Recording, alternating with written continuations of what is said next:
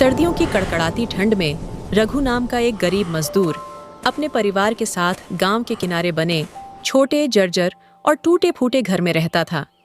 ठंडी हवाओं और कोहरे के बीच रघु रोज सूरज निकलने से पहले ही काम पर निकल जाता था। उसका काम लोगों का सामान एक जगह से दूसरी जगह पहुंचाना था। दिन भर की कड़ी मेहनत के बाद जो थोड़े बहुत पैसे मिलते, उसी से किसी तरह घर का चूल्हा जलता था।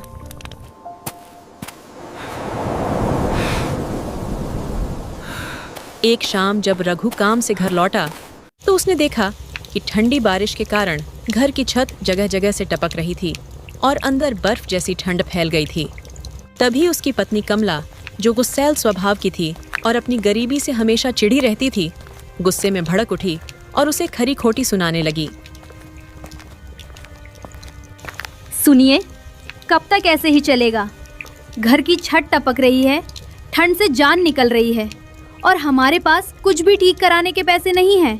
मैं भी इंसान हूँ, मुझे भी डर लगता है इन हालात से। तुम चिंता मत करो, मैं रोज पहले से ज्यादा मेहनत कर रहा हूँ, कोशिश कर रहा हूँ कि अच्छा काम मिल जाए। मेहनत तो तुम हमेशा करते हो, लेकिन हमारी किस्मत ही खराब है। हर बार उम्मीद टूट जाती है। कब तक ऐसे ही गुजारा करेंगे हम? तुम हिम्मत रखो, एक दिन सब ठीक होगा। मैं हार नहीं मानूंगा। देखो, मेरी बात ध्यान से सुन लो। आज अगर तुम्हें कोई अच्छा काम नहीं मिला तो खाली हाथ घर मत आना। मैं अब और ये हालत नहीं देख सकती। ठीक है, मैं पूरी कोशिश करूंगा कि आज तुम्हें निराश न करूं।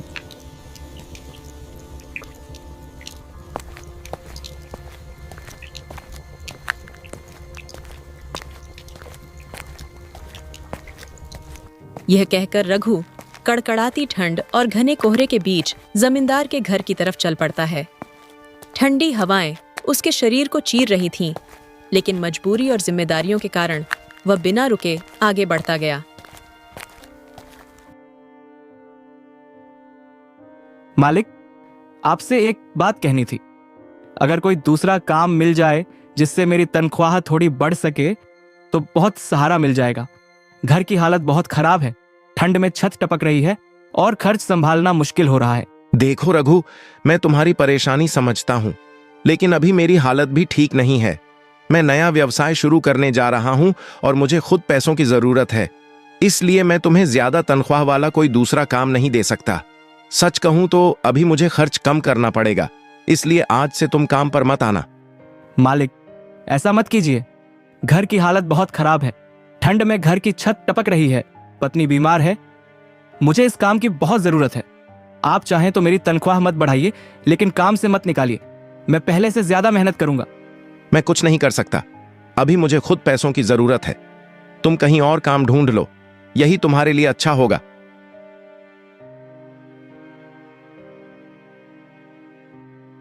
निराश होकर रघु जमींदार के घर से बाहर निकल पड़ता है। कड़ाके की ठंड में उसके कदम भारी हो रहे थे और ठंडी हवा उसके चेहरे पर चुभ रही थी। थोड़ी दौड़ चलने के बाद उसे एक खेत में कुछ मजदूर काम करते हुए दिखाई देते हैं। वे सब ठंड से बचने के लिए ऊनी कपड़े पहने हुए थे और तेजी से काम निपटा रहे थे। उनका मालिक वहीं खड़ा होकर सख्त आवाज में उन्हें काम के निर्देश दे रहा था। अच्छे से खुदाई करो, मिट्टी ढीली मत छोड़ना, वहां किनारे तक ठीक से खोदो। हाँ, उस तरफ भी खुदाई करो। काम जल्दी खत्म होना चाहिए। बीच में आराम करने मत बैठ जाना। जहां पत्थर दिखे उसे भी निकाल कर अलग रखो। पूरा खेत बराबर और साफ होना चाहिए, कोई जगह अधूरी नहीं छूटनी चाहिए। जल्दी जल्दी हाथ चलाओ। मालिक, घर की हालत बहुत खराब है, ठंड में हाल और भी बुरा हो गया है। आप एक मौका दे दीजिए, मैं पूरी लगन से काम करूंगा। नहीं रघु, ये सब बहुत मेहनत वाला काम है, तुमसे नहीं होगा। और वैसे भी इन कामों के लिए मेरे पास पहले से ही काफी मजदूर हैं। मालिक, मुझे काम की बहुत जरूरत है। अगर यहाँ कोई भी छोटा मोटा काम मिल जाए तो दे दीजिए, मैं मेहनत करने से पीछे नहीं हटूंगा। अभी मेरे पास तुम्हारे लिए कोई काम नहीं है। तुम ऐसा करो, जब फसल की कटाई का समय आए तब आ जाना। तब सारा अनाज गोदाम तक पहुंचाने का काम कर देना। अभी के लिए तुम जाओ। मालिक, कटाई में तो अभी बहुत समय है, अभी तो रुपाई भी नहीं हुई, तब तक मैं क्या करूंगा? निराश होकर रघु एक बार फिर से आगे बढ़ जाता है। कड़ाके की ठंड में चलते चलते वह अपने गांव की शिक्षिका के घर पहुंच जाता है। ठंडी हवा से उसके हाथ सुन्न हो रहे थे और सांस से भाप निकल रही थी। घर का काम मांगने के इरादे से रघु दरवाजा खटखटाता है ताकि उसे झाड़ू पोछा या कोई भी छोटा मोटा काम मिल जाए और वह अपने परिवार के लिए कुछ पैसे कमा सके। कौन है? अरे रघु, तुम यहाँ? बताओ, किस काम से आए हो? मैडम, मैं काम की तलाश में आया हूं। अगर घर का झाड़ू पोछा, बर्तन या कोई भी छोटा मोटा काम हो तो मुझे दे दीजिए। मुझे पैसों की बहुत जरूरत है, इसलिए जो भी काम मिलेगा मैं कर लूंगा। रघु, मैं तुम्हारी परेशानी समझती हूँ, लेकिन मेरे पास पहले से ही एक काम वाली है, नहीं तो मैं तुम्हें जरूर काम पर रख लेती। मुझे अफसोस है कि मैं तुम्हारी मदद नहीं कर पा रही। तुम हिम्मत मत हारना, तुम्हें कहीं ना कहीं काम जरूर मिलेगा। ठीक है मैडम, मैंने सोचा था शायद यहाँ कोई काम मिल जाए, फिर भी आपने बात सुनी, इसके लिए धन्यवाद। यह सुनकर रघु अब और भी ज्यादा उदास हो जाता है। कड़ाके की ठंड में वह गांव में जगह जगह काम की तलाश करता है। ठंडी हवाओं और धुंध के बीच वह पूरे दिन भटकता रहता है, लेकिन उसे दिन भर में कहीं भी कोई काम नहीं मिलता। आखिर वह थक हार कर कड़कड़ाती ठंड से बचने के लिए एक छोटी सी चाय की दुकान पर बैठ जाता है। उसके हाथ ठंड से कांप रहे थे और वह गर्म चाय की उम्मीद में चुपचाप बैठा रहता है ताकि शरीर में थोड़ी गर्माहट आ सके और थकान भी कम हो जाए। नमस्कार। मौसम विभाग की ताजा जानकारी के अनुसार आने वाले कुछ दिनों में ठंड और भी ज्यादा बढ़ने वाली है। कई इलाकों में कड़ाके की सर्दी पड़ने का अनुमान लगाया गया है। इसके साथ ही तेज हवाओं और तूफान आने की भी संभावना जताई गई है। लोगों को सलाह दी जाती है कि बिना जरूरत घर से बाहर ना निकलें, गर्म कपड़े पहनकर रखें और खराब मौसम से बचने के लिए पहले से तैयारी कर लें। किसानों और मजदूरों को भी सावधानी बरतने की चेतावनी दी गई है। अरे भैया, ये न्यूज़ वाले भी ना कुछ भी खबर फैला देते हैं। हर बार तूफान, हर बार खतरे की बात।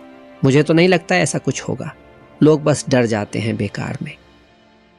हाँ भैया, आप सही कह रहे हो, लेकिन पिछली बार भी बारिश में यही बताया गया था कि खतरे की कोई बात नहीं है। और आप तो जानते ही हो, उस बाढ़ में मेरे सारे माल मवेशी बह गए थे। तब से मुझे ऐसी खबरें सुनकर डर लगने लगता। दोनों की बातें सुनकर और टीवी में खबरें देखकर रघु की चिंता और परेशानी दोनों बढ़ जाती हैं। कड़कड़ाती ठंड में उसका मन और भारी हो जाता है। वह बिना कुछ खाए पिए ही वहां से उठकर घर की ओर चल देता है। रास्ते भर ठंडी हवा चल रही थी और धुंध चारों तरफ फैली हुई थी। रास्ते में उसके मन में बहुत सारे सवाल चल रहे थे। उसे डर था कि कमला ने कहा था कि खाली हाथ घर वापस मत आना, और आज उसे कोई भी काम नहीं मिल पाया। यही सोचकर उसका दिल बैठा जा रहा था कि घर पहुंचने पर कमला फिर से गुस्सा करेगी। अब मैं घर जाकर क्या कहूंगा? आज भी कोई काम नहीं मिला। कमला पहले से ही परेशान है। अगर मैं खाली हाथ गया तो वह और दुखी हो जाएगी। हे भगवान, मैं क्या करूं? घर की हालत खराब है, ऊपर से ठंड और बढ़ने वाली है। अगर छत ऐसे ही टपकती रही तो हम लोग कैसे रहेंगे? मुझे कुछ न कुछ करना ही होगा। ऐसे हार नहीं मान सकता। परिवार के लिए मजबूत बनना ही पड़ेगा। जब रघु घर पहुंचता है तो देखता है कि कमला बिस्तर में पड़ी हुई है और तेज बुखार व कड़ाके की ठंड के कारण कांप रही होती है। घर के अंदर सर्द हवा घुस रही थी और हालत पहले से भी ज्यादा खराब लग रही थी। घर में अब भी छत से बारिश का पानी टपक रहा था। छत पर जगह जगह पानी जमा हो गया था। उसी कारण पानी धीरे धीरे टपक कर घर के अंदर गिर रहा था और कमरे में और ज्यादा ठंड नमी फैल गई थी।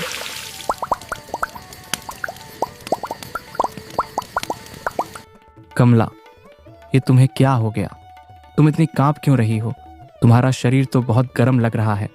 तुम्हें तेज बुखार है क्या? तुम कब से ऐसी हो? तुमने मुझे पहले क्यों नहीं बताया? मुझे बहुत ठंड लग रही है, शरीर भी जल रहा है, उठने की ताकत भी नहीं बची। तुम चिंता मत करो, मैं हूं ना। तुम बस आराम करो। मैं अभी पैसों का इंतजाम करके आता हूँ। तुम्हें अच्छे डॉक्टर को जरूर दिखाऊंगा। कुछ नहीं होगा तुम्हें, मैं सब ठीक कर दूंगा। सुनिए, सुबह मैंने जो आपसे गुस्से में बातें कही थी उसके लिए मुझे माफ कर दीजिए। मैं हालात से डर गई थी, इसलिए ऐसा बोल गई। मैं जानती हूँ आप मेरे और परिवार के लिए कितना मेहनत करते हैं। तुम ऐसी बातें मत करो, मुझे तुमसे कोई शिकायत नहीं है। हालात ही ऐसे हैं। तुम बस जल्दी ठीक हो जाओ, बाकी सब मैं संभाल लूंगा। तुम दवा खाओ, कंबल ओढ़कर लेटो। मैं अभी जाता हूँ और पैसे लेकर आता हूँ, चाहे मुझे किसी के आगे हाथ ही क्यों ना फैलाने पड़े, लेकिन तुम्हारा इलाज जरूर करवाऊंगा। अपना भी ध्यान रखिए, बाहर बहुत ठंड है। जल्दी वापस आइए। हाँ, तुम चिंता मत करो, मैं जल्दी लौटूंगा। ये सोचकर रघु कड़कड़ाती ठंड में अपने दोस्त कुमार के घर चला जाता है। ठंडी हवा से उसका शरीर सुन्न पड़ रहा था, फिर भी वह उम्मीद लेकर वहां पहुंचता है।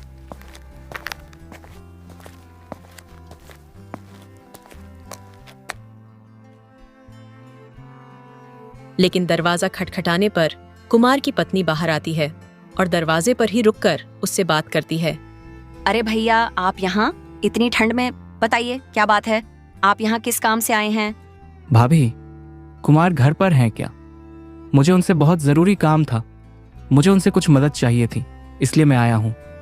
वो भैया, वो अभी घर पर नहीं हैं, किसी काम से बाहर गए हैं और शायद कुछ दिनों बाद ही वापस आएंगे। अच्छा, ठीक है भाभी, अगर वो आए तो उन्हें बता दीजिएगा कि मैं मिलने आया था। इतना कहकर कुमार की पत्नी घर के अंदर चली जाती है। रघु अभी भी कड़ाके की ठंड में घर के बाहर ही खड़ा रहता है। ठंडी हवा उसके कपड़ों के आर पार जा रही थी और वह उम्मीद में दरवाजे की ओर देखता रहता है। तभी उसे घर के अंदर से दोनों के आपस में बात करने की आवाज आने लगती है। वे दोनों किसी बात को लेकर धीरे धीरे बातचीत कर रहे थे और रघु चुपचाप बाहर खड़ा सब सुनने की कोशिश करता रहता है। सुनिए, आपका दोस्त रघु आया था, मैंने उससे कह दिया कि आप घर पर नहीं हैं। वो कुछ मदद मांगने आया लगता था। ठीक किया तुमने, अगर मिल लेता तो जरूर पैसों की मदद मांगता। अभी मेरे पास भी फालतू पैसे नहीं हैं कि हर किसी को देता फिरूं।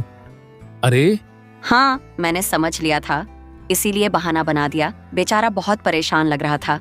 वो तो हमेशा ही परेशान रहता है। अगर सबकी मदद करने लगूं तो खुद सड़क पर आ जाऊंगा। चलो, अच्छा हुआ वो चला गया। सही कह रहे हैं आप। रघु दरवाजे के बाहर खड़ा होकर उनकी सारी बातें सुन लेता है। ये सुनकर उसका दिल टूट जाता है और वह बहुत मायूस हो जाता है। कड़ाके की ठंड में भारी कदमों से वह वहां से लौट पड़ता है। कुछ देर बाद हिम्मत जुटाकर वह गांव के सेठ के घर की ओर चल देता है, इस उम्मीद में कि शायद वहां उसे कोई मदद मिल जाए। ठंडी हवा उसके चेहरे से टकरा रही होती है, लेकिन मजबूरी उसे आगे बढ़ने पर मजबूर कर रही होती है। अरे रघु, मैंने तुमसे कहा था ना कि कटाई के समय आना, फिर क्यों आ गए? मेरे पास बार बार आने से कुछ नहीं होगा। मालिक, मैं काम मांगने नहीं आया हूँ। मेरी पत्नी की तबीयत बहुत खराब है, उसे तेज बुखार है, इसलिए मुझे कुछ पैसों की जरूरत है। आप मदद कर दीजिए, मैं बाद में मेहनत करके लौटा दूंगा। रघु, ये सब सुनने का मेरे पास समय नहीं है। अगर हर कोई ऐसे पैसे मांगने लगे तो मेरा काम कैसे चलेगा? मैं कोई दान करने वाला नहीं हूं। जाओ यहां से, मुझे परेशान मत करो। मालिक, बस इस बार मदद कर दीजिए, मेरी पत्नी की जान का सवाल है। मैंने कहा ना, जाओ यहां से। मेरे पास तुम्हारे लिए न काम है न पैसे। सेठ से भी कोई मदद न मिलने पर अब रघु बहुत ज्यादा निराश हो जाता है। कड़कड़ाती ठंड में वह भारी कदमों से अपने घर की ओर चलने लगता है। रास्ते में चलते हुए उसके मन में तरह तरह के ख्याल आने लगते हैं। घर की हालत, कमला की तबीयत और खाली हाथ लौटने का डर उसे अंदर ही अंदर परेशान करने लगता है।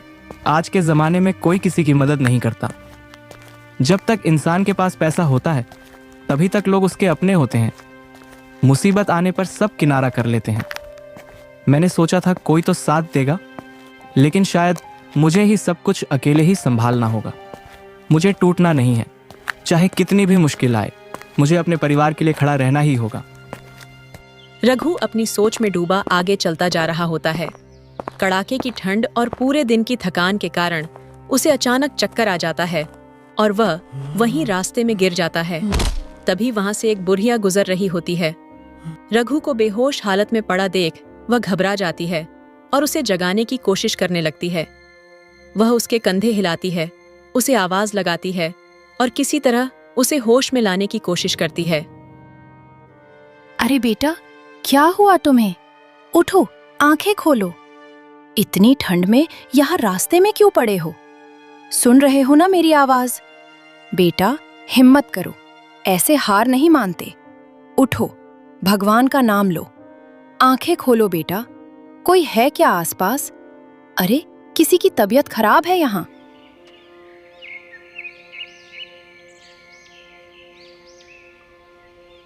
थोड़ी देर बाद जब रघु को होश आता है तो वह खुद को एक छोटी सी झोपड़ी के अंदर पाता है।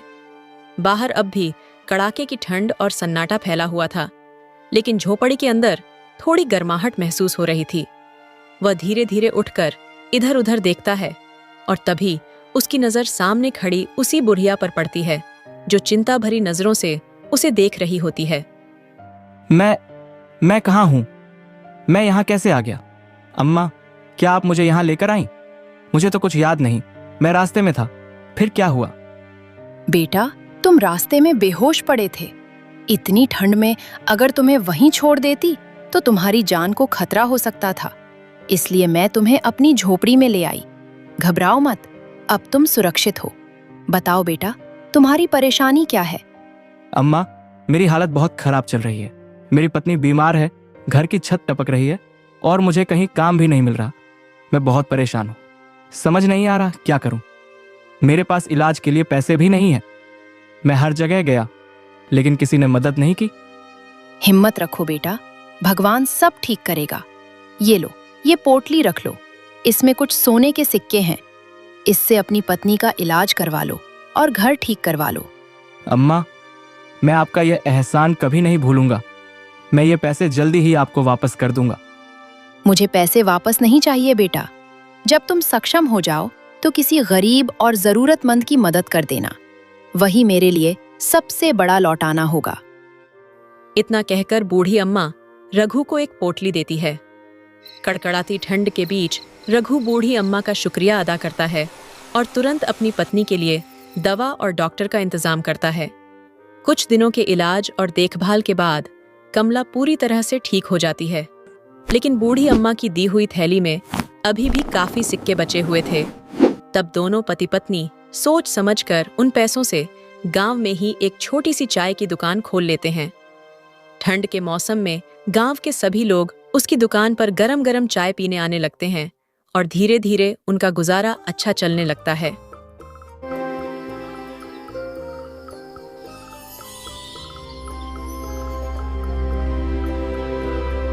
एक दिन उसका दोस्त कुमार उसकी चाय की दुकान के सामने से गुजर रहा होता है। तभी उसकी नजर रघु की दुकान पर पड़ती है और वह आश्चर्य से रुक जाता है। अरे कुमार, तुम इतने उदास क्यों लग रहे हो? सब ठीक तो है ना? कहाँ जा रहे हो इतनी जल्दी में? रघु, मेरी बेटी बहुत बीमार है। मुझे इलाज के लिए पैसों की बहुत जरूरत है, इसलिए मैं दूसरे गांव अपने बड़े भाई के पास पैसे मांगने जा रहा हूँ। क्या तुम्हारी बेटी बीमार है? देखो कुमार, तुम चिंता मत करो। ये लो, मेरे पास जितने पैसे हैं तुम रख लो। पहले अपनी बेटी का इलाज करवाओ, बच्चों से बढ़कर कुछ नहीं होता। रघु, तुमने आज जो किया है मैं जिंदगी भर नहीं भूलूंगा। मुझे अपने की पर बहुत पछतावा हो रहा है। ऐसा मत बोलो, मुश्किल समय में एक दूसरे का साथ देना ही असली इंसानियत है। रघु, सच बताऊं, जब तुम मेरी मदद मांगने आए थे तब मैं घर पर ही था। मैंने ही अपनी पत्नी से झूठ बोलने को कहा था। मुझे माफ कर दो, मैंने तुम्हारी मदद नहीं की। कोई बात नहीं कुमार, जो हुआ उसे भूल जाओ। अभी अपनी बेटी का इलाज करवाओ। धन्यवाद रघु, मैं तुम्हारा एहसान कभी नहीं भूलूंगा। फिर रघु अपने दोस्त कुमार को कुछ पैसे देता है। कड़कड़ाती ठंड में भी उसके दिल में अब अपनापन और मदद की भावना होती है। वह समझ चुका होता है कि जरूरत के समय किसी की मदद करना कितना जरूरी होता है। कुमार पैसे लेकर भावुक हो जाता है और रघु का शुक्रिया अदा करता है। इसके बाद वह खुशी खुशी अपनी बेटी के इलाज के लिए दवा लेने चला जाता है। ठंड के मौसम में रघु अपनी चाय की दुकान पर खड़ा यह सब देख रहा होता है और उसके चेहरे पर सुकून भरी मुस्कान आ जाती है। कुछ दिनों बाद कड़कड़ाती ठंड के मौसम में एक आदमी थका हारा रघु की चाय की दुकान पर आता है। उसके कपड़ों पर धूल जमी होती है, हाथ ठंड से कांप रहे होते हैं और चेहरे पर थकान साफ नजर आ रही होती है। वह धीरे से दुकान के पास बैठ जाता है और गर्म चाय की उम्मीद में रघु की ओर देखता है। मालिक, आप इतने उदास क्यों लग रहे हैं? सब ठीक तो है ना? क्या हुआ आपके कारोबार का? रघु, मेरा कारोबार पूरी तरह डूब गया।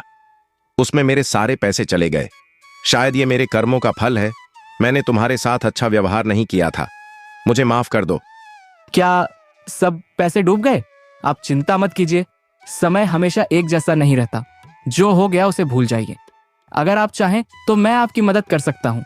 मैं एक दूसरी राशन की दुकान खोलने की सोच रहा हूँ। अगर आप तैयार हों तो आप उसे संभालने का काम कर सकते हैं। मुझे भरोसा है आप ईमानदारी से काम करेंगे। तुम बहुत अच्छे इंसान हो। तुमने मेरी इतनी बड़ी मुसीबत में मदद की। मैं तुम्हारा एहसान कभी नहीं भूलूंगा। धन्यवाद रघु।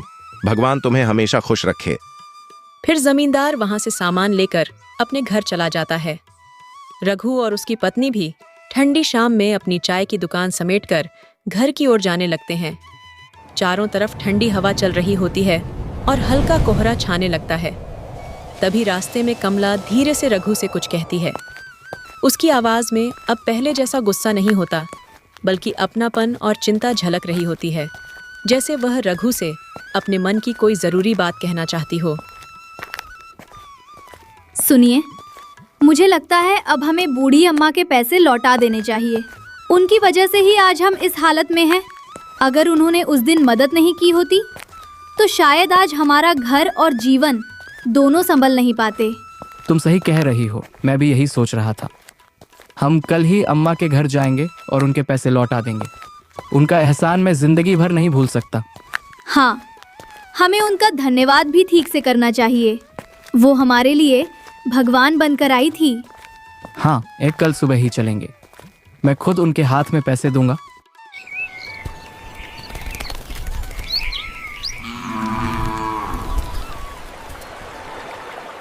सुबह होते ही रघु कड़ाके की ठंड और हल्के कोहरे के बीच अम्मा के घर की तरफ चल देता है। रास्ते भर उसके मन में अम्मा के लिए कृतज्ञता और चिंता दोनों चल रही होती हैं। वह वहां पहुंचकर दरवाजा खटखटाता है। तभी अंदर से एक आदमी बाहर आता है। वह रघु को देखकर थोड़ी हैरानी से पूछता है कि वह किससे मिलना चाहता है, और रघु घबराते हुए अम्मा के बारे में पूछता है। भैया, मैं अम्मा से मिलने आया हूँ। वो यहीं रहती है ना?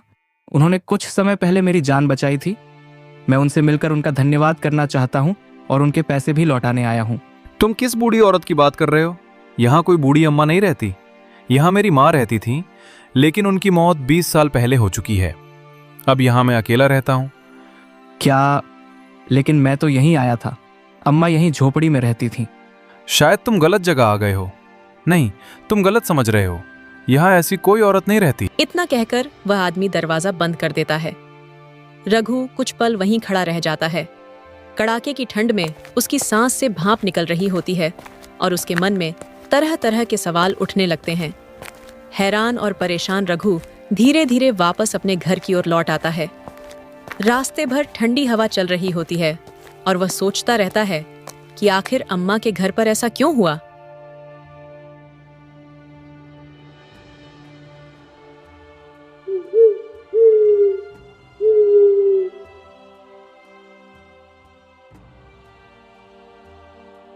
कमला, आज मेरे साथ बहुत अजीब बात हुई। मैं अम्मा के घर गया था पैसे लौटाने, लेकिन वहाँ एक अजनबी आदमी मिला। वो कह रहा था कि वहाँ कोई बूढ़ी अम्मा नहीं रहती। उसकी माँ तो 20 साल पहले ही मर चुकी है। मुझे समझ नहीं आ रहा फिर उस दिन मेरी मदद किसने की। ये तो सच में कोई चमत्कार जैसा लग रहा है। शायद भगवान ने ही अम्मा के रूप में आपकी मदद की थी। कमला, मुझे अम्मा की आखिरी बात याद आ रही है। उन्होंने कहा था कि अगर पैसे लौटाने हो तो किसी गरीब की मदद कर देना। मुझे भी लगता है हमें उनके कहे अनुसार ही करना चाहिए। अगर हम इन पैसों से गरीब और ज़रूरतमंद लोगों की मदद करेंगे तो वही उनके लिए सबसे सच्चा धन्यवाद होगा। रघु उन पैसों से गरीबों की मदद करने लगता है। उसकी चाय की दुकान पर आने वाले हर जरूरतमंद की वह दिल से मदद करता था। कड़ाके की ठंड के मौसम में वह कई लोगों को मुफ्त चाय पिलाता और जरूरत पड़ने पर पैसों से भी सहारा देता था। उसकी इसी ईमानदारी और अच्छे व्यवहार की वजह से उसका कारोबार दिन ब दिन बढ़ता गया। गांव के लोग अब उसे सिर्फ चाय वाला नहीं, बल्कि नेक दिल इंसान के रूप में पहचानने लगे। रघु और कमला का जीवन धीरे धीरे खुशियों से भरने लगा। अगर हमारी कहानी आपको अच्छी लगी हो तो वीडियो को लाइक करें और चैनल को सब्सक्राइब जरूर करें। Thanks for watching.